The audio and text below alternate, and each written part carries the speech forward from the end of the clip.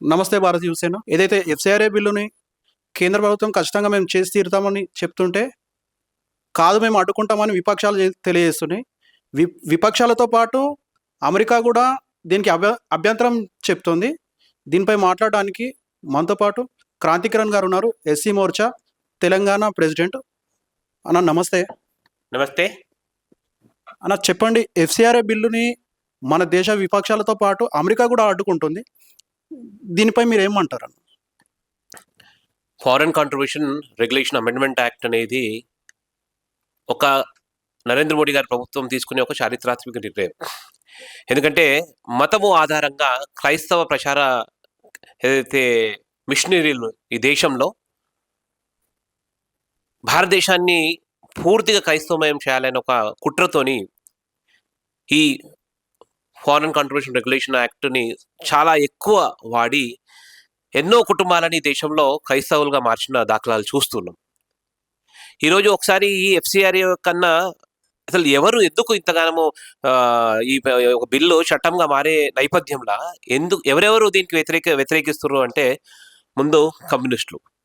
ఎందుకంటే ఈ దేశాన్ని విభజించి అంచాలని ఒక ఆలోచనతోని నక్సలైట్లు, అర్బన్ నక్సలైట్లు ముందు నుంచి కూడా పదే విదేశాల నుంచి డబ్బు సాయం తీసుకొని ఈ దేశంలో రెడ్ కారిడార్ ఏదైతే ప్రయత్నం చేస్తున్నారో నరేంద్ర మోడీ గారి, అమిత్ షా గారి నేతృత్వంలో ఆ total red corridor wipe out అయిపోయింది. ఈ దేశంలో నక్సలిజం అనేది పూర్తిగా కూకుట్ల వేళ్లతో తీసేయడం జరిగింది. కాబట్టి ఈరోజు గగ్గులో పెడుతున్నారు ఎవరు అంటే కమ్యూనిస్టులు. దాని తర్వాత నెక్స్ట్ వచ్చేది క్రిస్టియన్లు. మనకు తెలుసు ఈ భారతదేశము కొన్ని లక్షలాది సంవత్సరాల భారతీయ సంస్కృతి సభ్యతకు ఆధారంగా జీవిస్తున్న ఒక సమాజం ఇది. ఎంతో మంది క్రైస్తవ ప్రచారాలు ఈ దేశాన్ని మతం మార్చే ప్రయత్నం చేస్తారు, కానీ ఎప్పుడు కూడా ఈ దేశము తన మతాన్ని కాపాడుకుంటూ ప్రపంచ దేశాల్లో ఒక శక్తివంతమైన దేశంగా పనిచేసుకుంటూ వస్తున్న దాఖలాలు ఉన్నాయి. ఇప్పుడు ఏదైతే అమెరికా భారతదేశంలో క్రైస్తవులు, క్రిస్టియన్లు, కాంగ్రెస్లు, కమ్యూనిస్టులు మాట్లాడుతుంటే ఆశ్చర్యం ఏం లేదు. కానీ ఈ పరిస్థితుల్లో అమెరికా కూడా ఎందుకు దీన్ని వ్యతిరేకిస్తుంది అనే విషయాన్ని సందర్భం వచ్చినప్పుడు ఎందుకు ఇంత ఆక్రోశం వ్యక్తపరుస్తుందంటే, మొన్న ఏదైతే సంబంధించిన ఫారెన్ కాంట్రిబ్యూషన్ రెగ్యులేషన్ బిల్ రాకముందే ఒక 2 నెలలకు ముందే అమెరికా పార్లమెంట్లో ఈ విషయాన్ని చర్చకు వచ్చింది. ఎట్లయినా సరే భారతదేశంలో ఏదైతే ఎఫ్‌సిఆర్‌ఏ బిల్ వస్తుందో దాన్ని మనం అడ్డుకోవాలి అని విషయాన్ని కూడా అమెరికన్ పార్లమెంట్ సంబంధించిన సెనేటర్లు మాట్లాడతారు. ఎందుకు మాట్లాడుతారంటే, మనకు తెలుసు భారతదేశంలో ఏదైతే మతము ఆధారంగా ఈ దేశంలో క్రైస్తవ చర్చ్ ప్రేరిత మత ప్రచారం ఏదైతే ఈ దేశంలో జరుగుతున్నది, దానికి సింహభాగం డబ్బులు వచ్చేటి కూడా అమెరికా నుంచి. ఒకవేళ ఈ ఎఫ్‌సిఆర్‌ఏ బిల్లు కనుక అమలై చట్టంగా మారితే రాబోయే రోజులలో విదేశాల నుంచి మత మార్పిడి నిమిత్తం అయితే డబ్బులు వస్తాయో ఆ డబ్బులకు ఆనకట్టబడుతుంది. ఇక మేము రాబోయే రోజుల్లో భారతదేశంలో మతం మార్చలేము అని స్పష్టమైన క్లారిటీ అమెరికాకు వచ్చింది. కాబట్టి ఈ రకంగా గగ్గులు పెట్టి ఈ ఎఫ్‌సిఆర్‌ఏ బిల్లు రావద్దు అని ప్రయత్నం చేస్తుంది. మనం చూసినాము, ఈ దేశంలో ఉన్న రకరకాల చర్చలకు సంబంధించిన పాస్టర్లందరూ కలిసి అమిత్ షా గారిని కలిసి ఈ ఎఫ్‌సిఆర్‌ఏ బిల్లుని రివోక్ చేయాలి, దాన్ని అమలు చేయొద్దు అని వారితో ముందు పెట్టిన తర్వాత స్పష్టంగా అమిత్ షా గారు స్పష్టంగా చెప్పారు, ఈ దేశానికి మీరు మతం మార్పిడి పేరుతో సేవతో ముసుగుతో ఏదైతే దేశానికి వచ్చి మతం మార్చుతూ ఈ దేశంలో ఉన్న నిమ్న జాతులను, ప్రత్యేకించి దళిత నిమ్న జాతులను ఏ రకంగా అయితే ప్రలోభపెట్టి వాళ్ళకు చాలా సున్నితమైన సమయంలో వాళ్ళకి ఏదైనా ఆరోగ్యం బాగాలేదన్న సమయంలో హాస్పిటల్కి పోతే వాళ్ళని బిల్లులు కడతారు, బిల్లులు కట్టి వాళ్ళని మతం మార్పిడి ప్రేరేపించి ఊర్లన్నీ కూడా మతం మారుస్తున్నారు. కాబట్టి ఇటువంటిది రాబోయే రోజుల్లో ఈ దేశంలో ఏదైతే డెమోగ్రఫిక్ చేంజ్ ఏదైతే చేసే ప్రయత్నం చేస్తున్నారు కదా, మేము ఖచ్చితంగా దాన్ని ఆపుతాము అని అమిత్ షా గారు స్పష్టంగా చెప్పిన తర్వాత ఇక ఏం దిక్కు లేదన్నట్టుగా వాళ్ళు బయటకు వచ్చేసారు. కాంగ్రెస్ పార్టీ ఎందుకు కాంగ్రెస్ పార్టీ వ్యతిరేకిస్తుంది అంటే, ఒకసారి ఈ ఎన్డీఏ 1, ఎన్డీఏ 2 కన్నా ముందు యూపీఏ 1, యూపీఏ 2 పరిస్థితులప్పుడు సోనియా గాంధీ యూపీఏ చైర్పర్సన్ ఉండే. అప్పుడు ముఖ్యమంత్రి ఉమ్మడి ఆంధ్రప్రదేశ్కి రాజశేఖర రెడ్డి గారు. ఉమ్మడి ఆంధ్రప్రదేశ్లో ముఖ్యమంత్రి Christian, DGP Christian, governor Sushil Kumar Shinde Christian, Swaranjit Sen DGP Christian. ఈ రకంగా మొత్తము వ్యవస్థనంతా కూడా క్రైస్తవమయం చేసి రాజశేఖర రెడ్డి సోనియా గాంధీ సహాయంతో గ్రామాలలో కూడా చర్చిలు పెట్టించి ప్రత్యేకించి దళిత నిమ్న జాతులలో ఏదైతే గ్రామాలు ఉంటాయో ఆ గ్రామాలలో గ్రామం ఎదురుగుండా అంబేద్కర్ విగ్రహాన్ని పెడతారు, దళిత గ్రామం అంటారు. ఆ గ్రామం లోపలికి పోతారు వీళ్ళు, ఆ గ్రామం చివరిలో చర్చి కడతారు, ఆ గ్రామాన్ని మొత్తాన్ని కూడా ఆ చర్చి నియంత్రణ చేస్తుంది. ఆ రకంగా మీరు ఒకసారి శ్రీకాకుళం నుంచి మొదలుకొని నెల్లూరు తిరుపతి దాకా ప్రతి జిల్లాలో ప్రతి గ్రామంలో కోట్లాది రూపాయలతో పెద్ద పెద్ద చర్చలు కట్టడానికి ప్రోత్సహించిన పార్టీ కాంగ్రెస్ పార్టీ. ఈరోజు ఏదైతే దళిత జాతులు నిమ్న జాతులు అన్ని కూడా కాంగ్రెస్ పార్టీతో మేము ఉన్నాము అని వాళ్ళు ఏదైతే వాళ్ళు భావిస్తుంటారు కదా, ఈరోజు ఈ దళిత సమాజాన్ని నిమ్న జాతులని మోసం చేసిన పార్టీ కాంగ్రెస్ పార్టీ. ఎందుకంటే విదేశాల నుంచి ఏవైతే డబ్బులు వస్తున్నాయో ఆ డబ్బులని కేవలము నిస్సహాయులైన ఆర్థికంగా వెనుకబడైన కుటుంబాలు అయితే దళిత కుటుంబాలు ఉన్నాయి కదా, ఆ దళిత కుటుంబాలని విదేశాల నుంచి వచ్చిన డబ్బులతోని మతం మార్పిడి చేసి వాళ్ళందరూ కూడా దళితుల పేరుకి దళితులు అంటారు కానీ క్రైస్తవులుగా మార్చి వాళ్ళందరినీ కూడా వాళ్ళకు వ్యాపారాలకు వాడుకుంటున్నది కాంగ్రెస్ పార్టీ. ఈరోజు రాహుల్ గాంధీ, సోనియా గాంధీ, ఆ కాంగ్రెస్ సంబంధించిన అందరు మిత్రపక్షాలు అందరూ కూడా ఎందుకు ఏడుస్తున్నారు, ఏదో ఒగలేడుపులు ఎందుకైతే ఏడుపు మాట్లాడుతున్నారు కదా పార్లమెంట్లో. కారణం ఏంటి అంటే ఈ మతం ప్రచారం కోసం కోట్లాది రూపాయలు ఏవైతే వస్తాయో దాంట్లో ఈ మత మార్పిడికి సగభాగం వాడితే సగభాగం వీళ్ళు రాజకీయ ఒక భవిష్యత్తు వాళ్ళ ఒక ఎన్నికలలో ఖర్చు పెట్టడానికే వచ్చే విదేశాల డబ్బులు వాడుకుంటుంటారు. కాబట్టి ఎఫ్సిఆర్ఏ బిల్లు కనుక ఈ దేశంలో అమలైతే ఈ దేశంలో రాబోయే రోజుల్లో మతం మార్పిడికి ఒక శాశ్వతమైన ఆనకట్ట పడుతుంది అని గ్రహించిన కాంగ్రెస్ పార్టీ, గ్రహించిన క్రైస్తవ సమాజము అందుగురించి ఈ రకంగా దీన్ని వ్యతిరేకిస్తున్నారు. దాంతోపాటు అమెరికా ఏదైతే ఎందుకు ఇంత ఆక్రోశంలో ఎందుకున్నది అంటే ఏదైతే వ్యాపారము వాళ్ళు ఈ భారతదేశంలో మతం మార్పిడి కోసం డబ్బులు ఈ కాంగ్రెస్ నాయకుల ఒక మాధ్యమంగా ఈ దేశానికి పంపించే ఏదైతే వాళ్ళు మంచి మార్గాన్ని సెటప్ చేసుకున్నారు కదా, ఆ మార్గం అంతా కూడా ఎక్కడో ఒక చోట అడ్డుపడుతుంది. డబ్బులన్నీ కూడా ఇక రాబోయే రోజులలో భారతదేశానికి రాకుండా ఉంటావు అని గ్రహించిన అమెరికా కూడా ఈ రకంగా గగ్గులు పెడుతున్నది. కానీ ఎక్కడో ఒక చోట నరేంద్ర మోడీ గారి నేతృత్వంలో అమిత్ షా గారు ఒక స్పష్టమైన నిర్ణయం తీసుకున్నారు. భారతదేశం స్వాతంత్రమైనప్పటి నుంచి కూడా దళిత నిమ్న జాతులందరూ కూడా క్రమబద్ధంగా ఒక ఊరు తర్వాత మతం మార్పిడి చేసుకుంటా ఈ దేశాన్ని క్రైస్తవమయం చేయాలని ఏదైతే కుట్ర కాంగ్రెస్ పార్టీ అమెరికా సహాయంతో చేసే ప్రయత్నం చేస్తుంది కదా, ఇది శాశ్వతమైన ఆనకట్ట Bharatiya Janata party FCR bill మాధ్యమంగా పెట్టే ప్రయత్నం చేస్తుంది.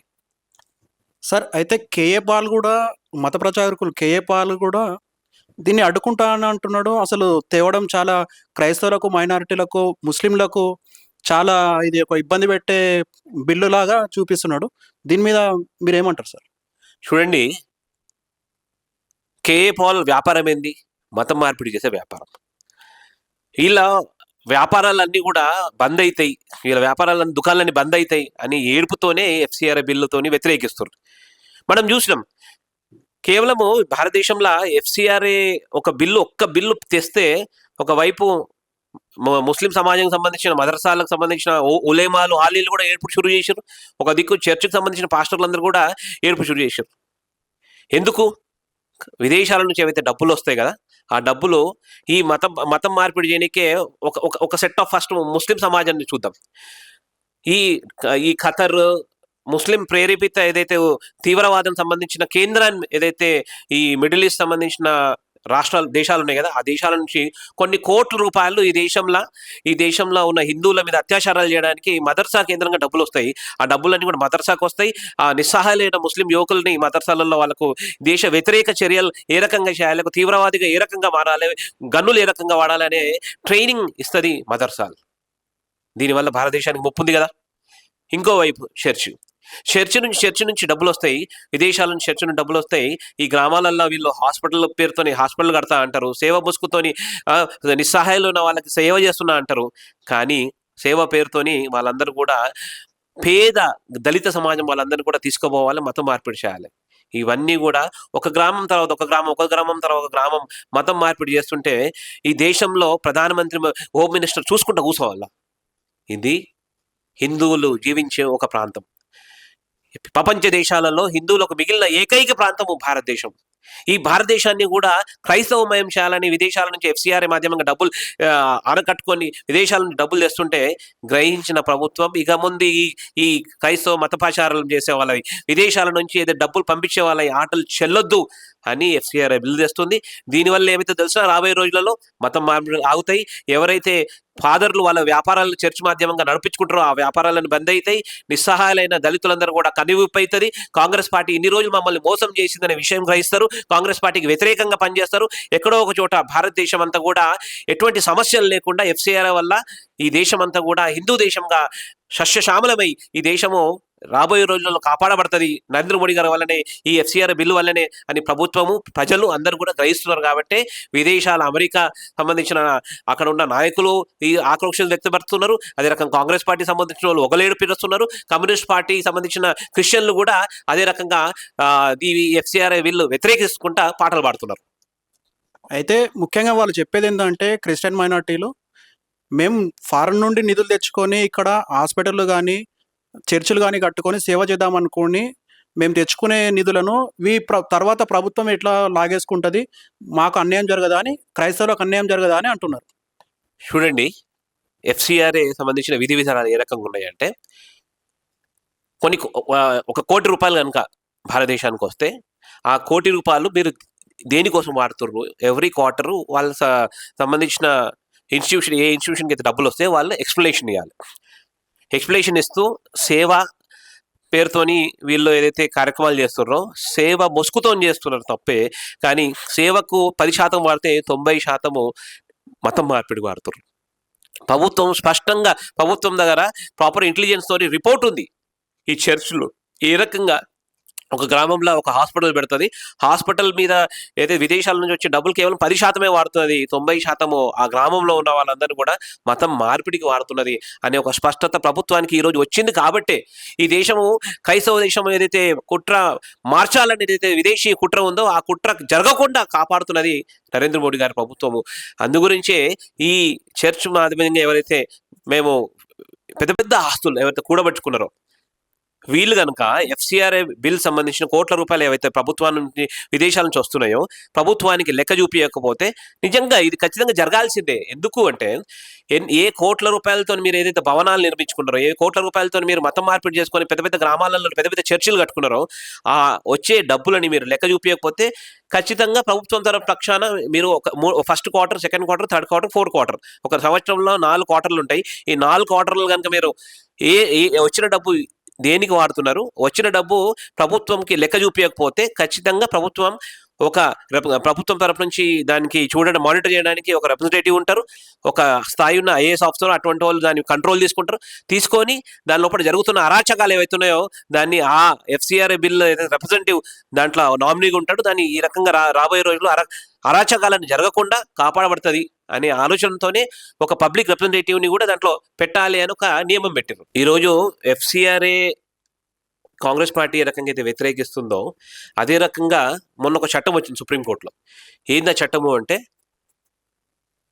షెడ్యూల్ కులాల వాళ్ళు ఎవరైతే మతం మార్చి ఉంటాడో వాళ్ళకి ఎస్సీ హోదా దక్కదు అని సుప్రీంకోర్టు జడ్జ్మెంట్ ఇచ్చింది. వాస్తవానికి ఇది డాక్టర్ బాబాసాహెబ్ అంబేద్కర్ ఏదైతే రాజ్యాంగం రాశారో 1950లో ఏదైతే మొదటి దానికి ప్రెసిడెన్షియల్ ఆర్డర్ వచ్చిందో ఆర్డర్లో స్పష్టంగా దాంట్లో ఏం చెప్తుందంటే, ఈ భారతదేశంలో ఎవరైతే కులపరమైన వివక్షకి బాధితులైనారో వాళ్ళకి వారి ఒక ఆర్థిక సామాజిక స్థితిగతులు మార్చడానికి డాక్టర్ బాబాసాహెబ్ అంబేద్కర్ రిజర్వేషన్ ఇచ్చిండ్రు. కానీ ఎవరైతే మతం మార్చుకుంటారో వాళ్ళకి రిజర్వేషన్ అర్హత కోల్పోతారు అని స్పష్టంగా సుప్రీంకోర్టు ఇచ్చిన తర్వాత ఈ చాలా మంది కన్వర్టెడ్ క్రిస్టియన్లు ఎవరైతే ఉన్నారో వాళ్ళు కూడా ఈ ఎఫ్సిఆర్ఐ బిల్లును వ్యతిరేకిస్తారు. ఎందుకు అంటే వీళ్ళందరూ కూడా ఇంతకుముందు దళిత సమాజంలో మేము షెడ్యూల్ క్యాస్ట్ ఎస్సీ సర్టిఫికేట్లు తీసుకొని ఉద్యోగ ఉపాధి అవకాశాలు అన్ని పొందారు. గవర్నమెంట్ జాబ్లలో ఉద్యోగాలు తీసుకున్న తర్వాత ఏ రకంగా అయితే రిజర్వేషన్ షెడ్యూల్ నిజమైన హిందూ షెడ్యూల్ కులాల వాళ్ళకి ఏదైతే రాయితీలు రావాలో అవన్నీ వాళ్ళకు రాకుండా 50% కన్నా ఎక్కువ ఈ కన్వర్టెడ్ క్రిస్టియన్లు వాళ్ళందరూ కూడా యూటిలైజ్ చేసుకున్న తర్వాత అన్ని ఆర్థిక స్థితిగతులు అన్నీ మారిపోయినాయి. అన్ని ఇంటర్నేషనల్ స్టాండర్డ్ ప్రకారం వాళ్ళ జీవితం ఈరోజు ఉంది.